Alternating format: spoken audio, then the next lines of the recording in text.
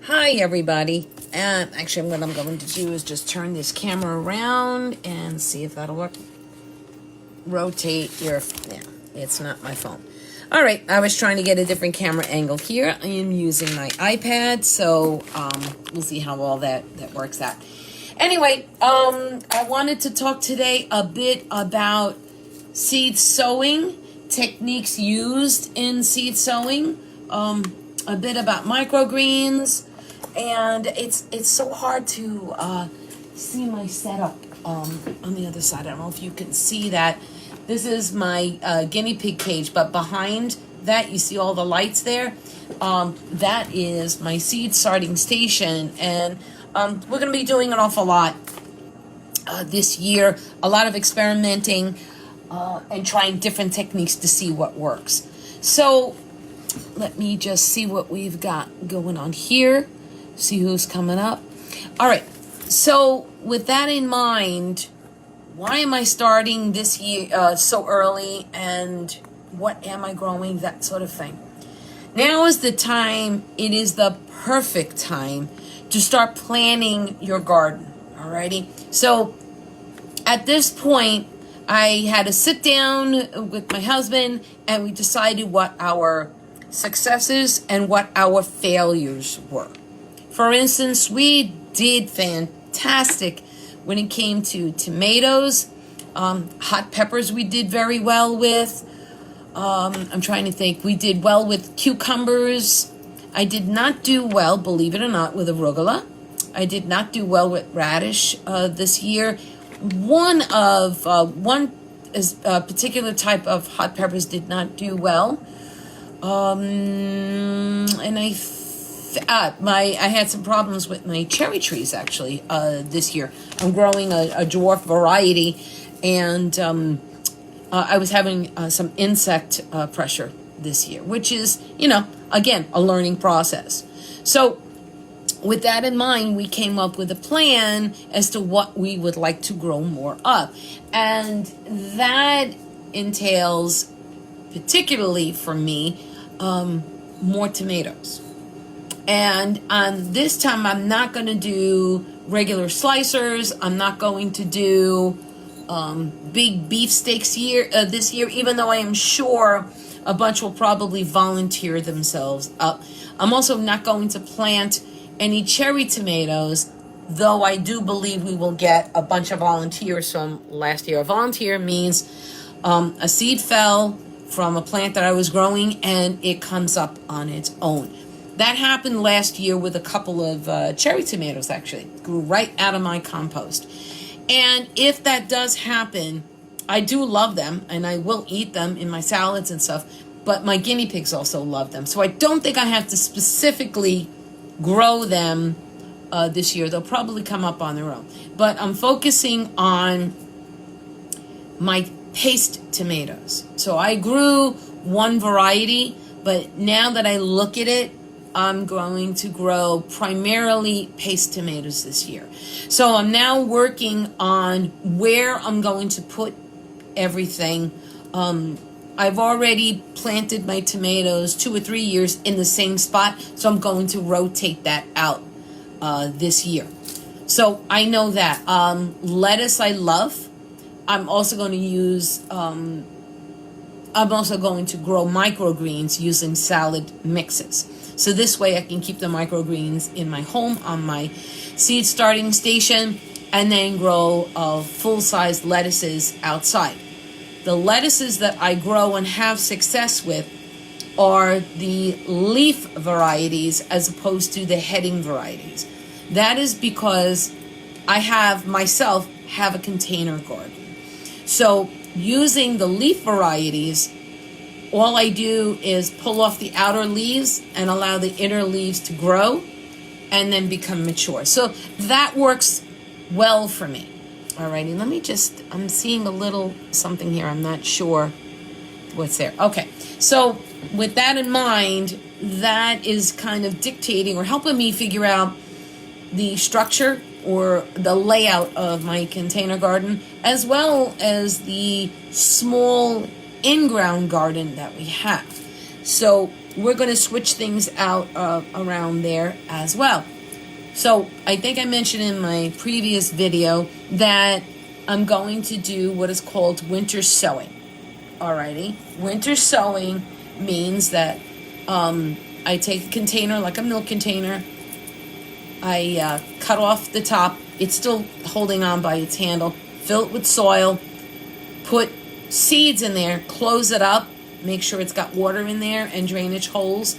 And allow nature to work its magic. So I'll be taking these milk jars out. You can also use containers that have a clear top. And then you would put holes in it. Allow the rain to come in. Basically, you're allowing the seeds to come up on their own, already hardened off. Okay, and that means, I'll get to the term hardening off in a second. The seed is already acclimated to the cold, that it grows in a jar, like a milk jar or milk container.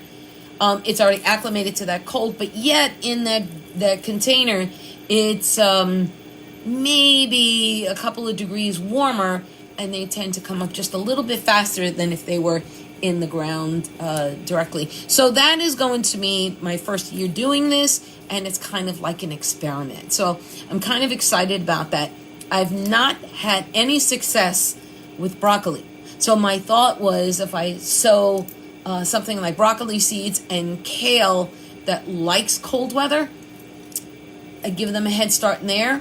Put them in the in-ground garden. Once they flourish, and with the help of the gods, that they produce what we're looking for, like broccoli is the flowerets that we're looking for. Cut those down, take out the plants, and then by then my tomato and pepper plants should be mature enough, and the weather should be warm enough for me to be able to plant those out. So I kind of want to plant in sessions, different types of veggies and fruits, and see what we come up with. So how do we do all of this? All right, I know it can be a little confusing.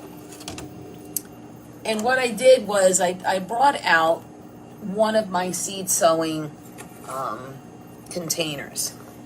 And you could see that I have this. I tend to like the larger ones. Alrighty, because what I'll do is I in my experience, I may oversow. So let's say I'm growing tomatoes in here. I may put 2 or 3 in each container. And I'm just going to pull this out. And you can see, I'm just going to use my finger as a comparison, that it actually has, some room to grow. I determine what plants are the healthiest. I may thin out any weak plants. And when they get tall enough, what I like about this system is I can press the seed out without doing any damage to my seedlings.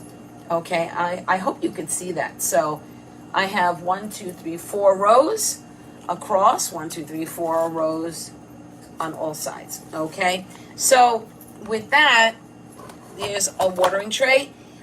If you decide to grow from seed, it's really quite important to have good drainage. Alrighty, so a tray like this is really good because I prefer to water my seedlings from below. Alrighty, so I would put some water here, drop this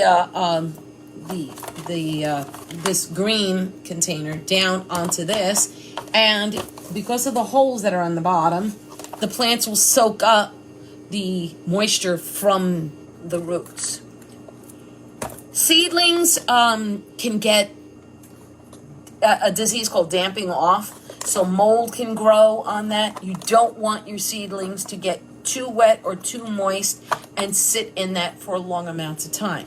So once I see that the soil itself has turned color and you can see that it's moist, I may just pour that out.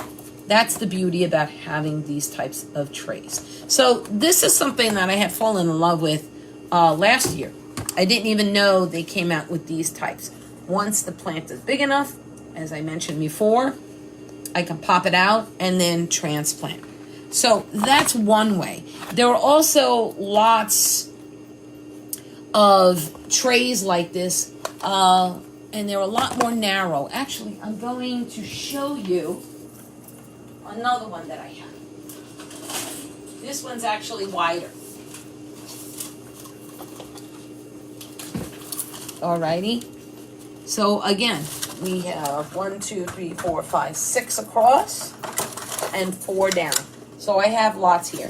This is the typical type of plastic that you see for seedlings. It has drainage at the bottom. This is my first year using this. I ordered this from the Rusted Root place. And it has a good tray at the bottom. So I'm really quite happy with that for drainage. This would also be very good for microgreens. So I'm also going to use this. So I may transplant from the smaller cell into this and then move it out to my greenhouse. I have a teeny tiny little greenhouse that's outside. It's only 4 by 6. So it's enough to get a couple of shelves in there. I have a little folding chair that I use for my gardening when I'm out there, when I need to water everything. So this is going to be new for me. Starting inside, bring it out to the greenhouse, and then plant. It seems like a lot of work, and it is. You know, you could also just wait for the weather to be warm enough and just plant everything outside in direct sow. Or if it's warm enough to just do the greenhouse like I did last year. The reason why I wanted to try indoors, number one is, again, I want to try microgreens this year, and we'll get into that. And secondly, I had some problems with aphids.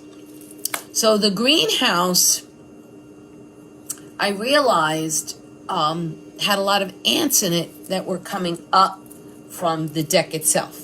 So this year, what I want to do is put diatomaceous earth, leave it down before I start putting my plants in there, to see if I can get rid of the ants that are there.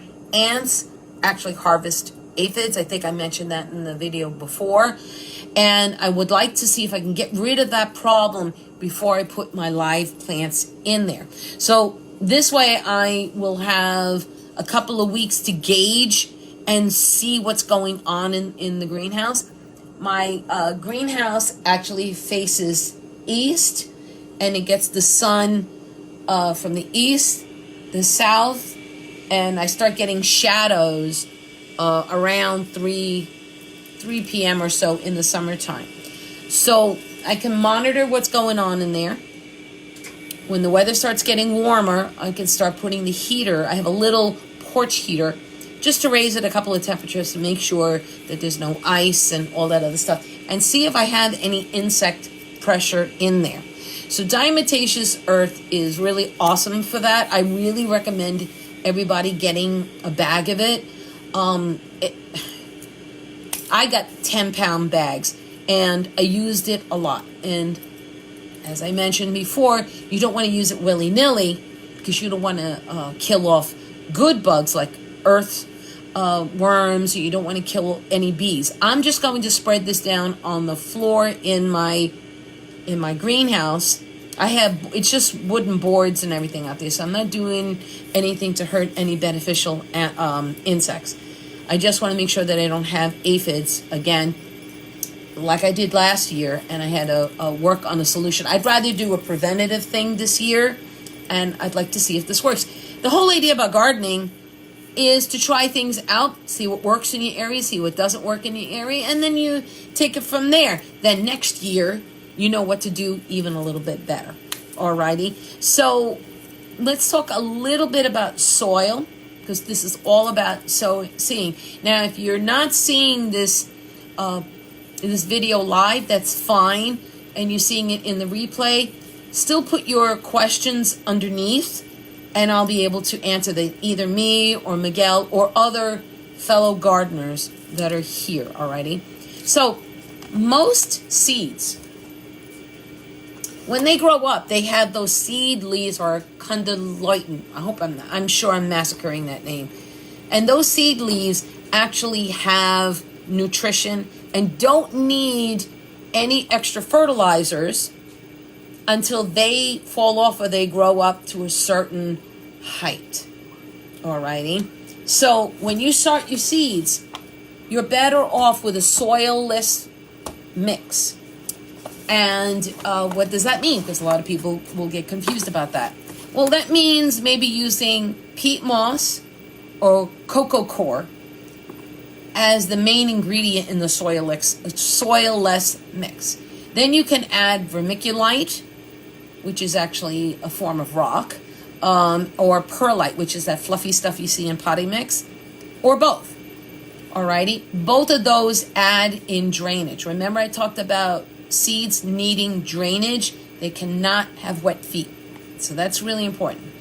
So making a mix like that, putting it in your containers, alrighty, pressing it down just a little bit, adding a little more, pressing it down a little bit, and putting the seeds in will give you a healthy environment for your seeds. If you start fertilizing, you may get root burn. The seeds are not acclimated to full strength fertilizers.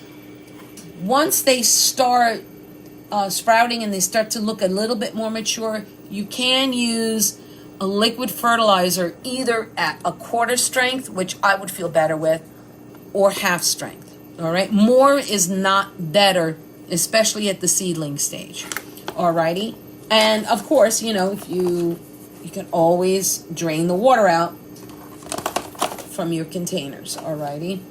Now let's we talked about the soilless mix. Once they're mature enough and you're ready to transplant them, then they can be in a regular potting soil, compost, or potting soil that you may buy outside, and use that.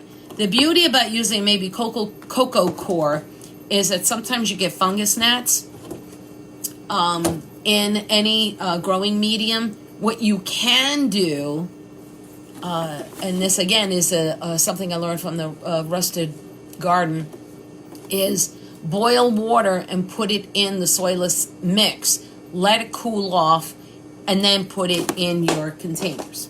Okay? What that does is kill off any fungus gnats. Remember, you don't need the nutrition yet until the plant has matured a bit. Alrighty? So I'm just giving you little tidbits on how to have healthy soil. So you can, as I mentioned, kind of like the dimensions, you can you can make your own soil mix. So you can use, as I mentioned, cocoa coir. Sometimes they come in blocks. I don't have mine yet. I ordered it. So when it comes in, I'll show that to you. And you add water to that and it expands. And then I'm going to be adding perlite and vermiculite into that.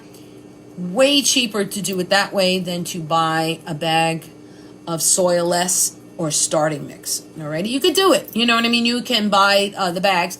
But I'm growing in a little bit larger of an area, so I need more. Alrighty, and again, I'm going to be growing microgreens, and I'm going to get to that in a second. So with that in mind, you make your mix, you fill up your containers, put your seeds in here, and like I mentioned, I may overseed just a little bit, 2, maybe 3, wait for it to sprout, and when I see that it gets its first true leaves, depending on how it looks, I may thin them out, add a little bit of fertilizer to the water, and again, remember, we're watering from the bottom, not from the top, okay? When I see that it looks mature enough, I may plant it out into bigger cells, like this. Alrighty, so it's a bit of information. Let me see here, somebody is swipe. There we go. Alrighty. Okay, so that's a lot of information right there. To use a humidity dome or not. Alrighty. Some people swear by them and some people don't. I will use a humidity dome inside until I see the first sprouts, and then I will be taking it off. Why is that? Is my heater in the house is quite dry. The air is quite dry in here. I feel it on my skin. At the end of the day, my eyes are dry. It's because of the type of heat that we have in here for the winter. So if it's bothering me and my skin, I'm going to use a humidity dome. Alrighty. If you live in an area that that's not a concern, I would say don't use it, because humidity domes can promote fungus. Sometimes you see that green mold on plants. You ever go to a box store or a plant store and you see that in the soil? That's because of too much water or too much humidity. Alrighty. So the choice is going to be up to you and whether or not you would decide to use a humidity dome. So that's to help get you started. And again, please post any questions. I'd love to get started on that, because I'm excited about the season. The winter is really dragging me down, and I know we have a lot more to go. So getting started inside is making me happy. So how do we do that? You want to see some growth? I'm going to be growing herbs this year. Herbs normally take a long time to grow anyway. So herbs will be one thing that I'm going to grow. And now we're going to get to microgreens. So microgreens are any plant, almost any plant that is edible. Okay? So I'm going to take this out. And basically you take a container. You fill it with that soil-less mix. Alrighty. Now I haven't done it yet. When I do it, I will be taking pictures, posting it, and doing a little video on that. So you take your tray. Hopefully, in the best of circumstances, you have 2 trays. So let me move this container out. You'll have holes on the bottom of this for drainage. Remember, I told you drainage is of utmost importance. You're going to fill this up with soil. Alrighty? Then you're going to take your seeds. So let's say sunflowers. A lot of people don't realize almost just about all parts of the sunflower are edible. Alrighty? So you want to grow microgreens. So you buy them in bulk. Don't just buy them in the individual seed packets, because then it's economic. Money-wise, it's not to your advantage. You can buy them in sunflower seeds in bulk, or any seed in bulk. And then what you would do is just sprinkle it on, maybe pat them down a little bit. Actually, forgive me, I missed a step. Okay, you need to put water in the bottom of this. Then you put the container on, so it's going to wick up the water. Okay, remember we're bottom feeding again. You put your soilless mix. All right, some people say that you can grow them in potting soil. I have not done it yet, so this is going to be my first year doing this. But you put your soil in there, you sprinkle the seeds on, you pat them down a little bit, and you spray them with a water sprayer to get them wet on top. Now, the next step, I've seen 2 different ways of doing this. Some people will say, put another container on the top of them, dark. Okay? That prevents any light from getting to them. Wait about 3 days and take a peek. People say that you'll actually see the container move. And once you see enough of a germination, you take off the container and it's exposed to light, and then they turn green. Others will say just cover them with a humidity dome like this, or I've even seen the plastic wrap on top, and then once they sprout and they push through the wrap, you pull it off and then let the sun do its job, or you grow lights. This is why I'm growing them inside. I'd like to see if I can get a nice harvest to add to my salad greens and all the other stuff I'm going to grow. And by the way, I'm going to try and sprout salad greens as an adjunct to the salad greens that I'm going to grow outside, growing full. So I'm going to give it a try. It's going to give me the green that I need, and working with the soil that I need. And the blessings, it's in bulk is this week, February 1st and 2nd. So I thought by trying to start something new. For those who don't know, in bulk is the goddess Bridget, or Breed, or Brigantia, or Saint Bridget's Day. Alrighty. And so I thought by having something new, first seeds, because she's, a lot of the times, one of the traditions is to take bird seed and spread it out, which I will be doing. But I thought that by starting new growth inside would be another way to honor her. So I'm giving that a try, see what messages she gives me, and take it from there. So I'm sure there's a lot more, and I would love to hear your questions. Another thing, and forgive me, a little bit of self-promotion, but this goes to charity. Alrighty? So I'm bringing this up. I posted this in my Facebook page. Bridget's Light, tending the ancestral flame of the beloved Celtic goddess. So she is my lady. I did write a decent sized article in here, so I was honored to be asked to do this. All proceeds go to charity. So I will post a link in the description below. I'm not making any money on this. Red Wheel Wiser is not making money on this, but it is to help women in need. So I'll be posting the charities below as well. So I highly recommend getting this. I'm so excited that this came in time for in bulk. And as I mentioned, planting the seeds for the new year.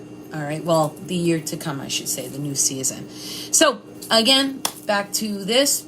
Please, if you have any questions, post those. I didn't want to make this video too long because I can just run on and on. I'm so passionate about this. And I will speak to you later, lovely people. Bye-bye.